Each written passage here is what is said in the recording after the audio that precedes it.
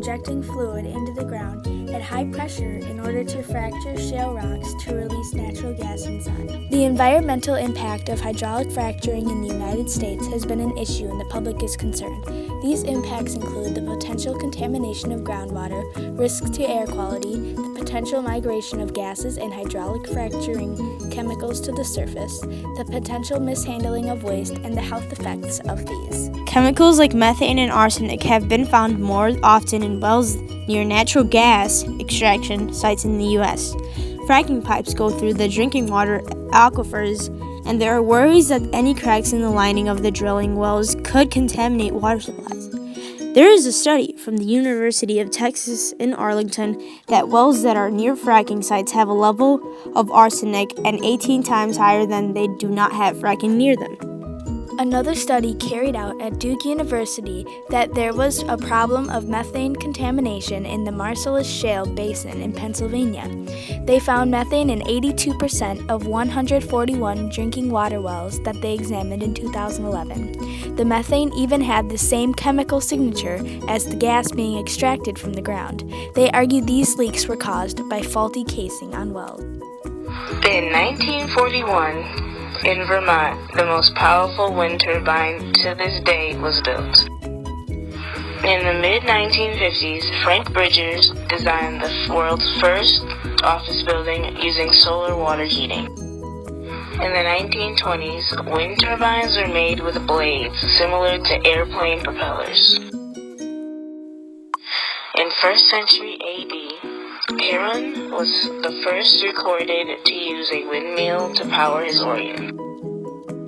Darrell Chapin, Calvin Fuller, and Gerald Pearson developed silicon PV cells at Charles Fritz, an American inventor, described the first solar cell made from calcium wafers. In 1883, Charles Fritz, an American inventor, described the first solar cell made from silicium wafer. 1860, Abel Pfeffer constructed the first solar-powered engine. In 1767, the Swiss scientist Horace D. Saucer was credited as the first solar collector. Or fracking has created a revolution in the U.S. oil and natural gas production. Fracking is the injection of a fluid mixture or water, sand, and a small amount of other additives injected deep in the ground to fracture rock formations. This process releases isolated pockets of oil and gas trapped in the surrounding shale rock that are otherwise inaccessible. Fracking has been used since 1949, but recent high prices drove the development of new technologies to open up shale formations.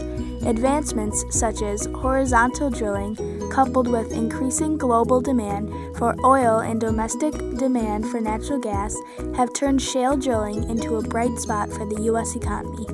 Natural gas has become the fuel of choice for generating base load electricity, the minimum amount of power needed 24 hours a day. Gas is still the preferred fuel for peaking power dispatched to the electric grid during times of peak demand. In addition, many bus and commercial truck companies are converting their fleets to natural gas. Huge growth in the oil industry within a year. More than 1,500 oil companies had been chartered, and oil became the dominant fuel of the 20th century and an integral part of the American economy. Did you know, in 1933, Standard Oil secured the first contract to drill for oil in Saudi Arabia?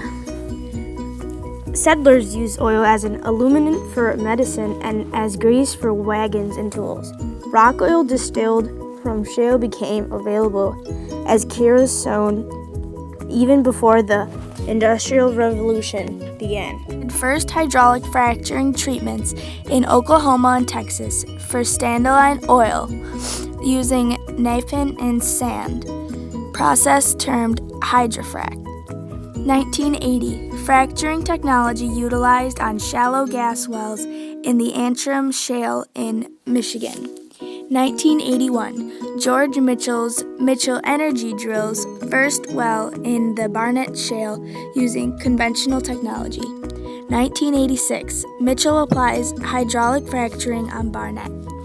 1996, development of coiled tubing technology allows for deeper and more lateral horizontal wells on Barnett. 2003, Devon Energy acquires Mitchell, combines fracking with horizontal drilling on the Barnett. Land grab and gas boom begin. 2004, Fayetteville shale development begins, followed by the Haynesville multi-stage fracking begins. 2005, Range Resources begins production in the Marcellus Shale.